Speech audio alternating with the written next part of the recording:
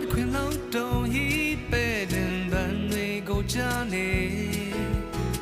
အတိတ်ပဲမေခီသွားများလက်ညှိုးမီသူတွေ့ခဲ့ပြီဆွလို့ခဲ့တော့အနေမဲ့ခီရှိကြီးအတားဆွဲရစွန်တင်ရပေမွတ်ချပိန်လောက်ခံတယ်မှာမွေးဖွားကြည့်တဲ့လာလူသားများအတွက်အမောင်နှံကိုဖြိုခဲ့ပြီအာအင်းတဲ့တွေမွေးဖွားခဲ့ပြီမြေစီမာကိုတွားကြမည်ငိမ့်ချမ်းခြင်းဆိုတဲ့တိုင်းကြီးဆောက်ကြမည်ယခုဖျားဘူးသွားသူတော်ကောင်းများဗုဒ္ဓဂယာမြင်းမြတ်မဟာသို့ရောက်ရှိနေကြပါပြီယခုမြင်တွေ့နေရတဲ့ဇေဒီတော်ကြီးကတော့အလွန်ကြီးကျယ်ခမ်းနားလာတဲ့မဟာဗောဓိဇေဒီတော်မြတ်ကြီးဖြစ်ပါတယ်ဤမဟာဗောဓိဇေဒီတော်မြတ်ကြီးရဲ့ပထမဆုံးအလှူရှင်ကတော့တိရိဓမ္မသောကမင်းကြီးဖြစ်ပါတယ်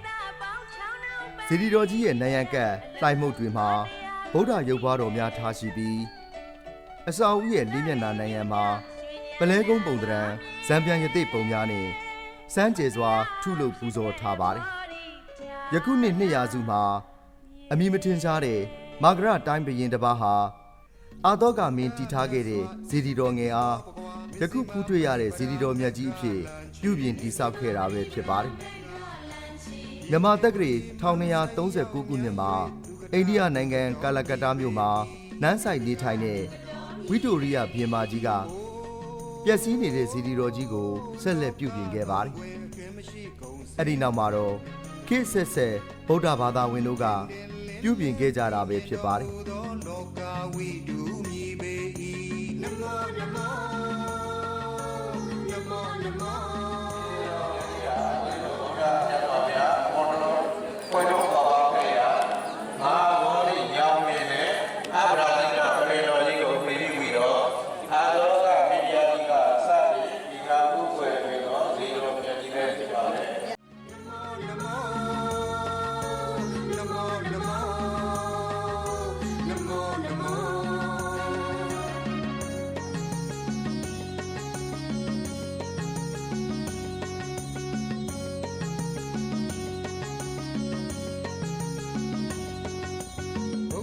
မြတ်စွာဣတိပိသောဘဂဝါမစ္စည်းမပရိပရာမေဃလန်ချီမစ္စည်းမပရိပရာမေဃလန်ချီဤနေဘူးဤမန်းဆိုင်ရောက်များ၍သူကတသူကတော်မြည်ပေ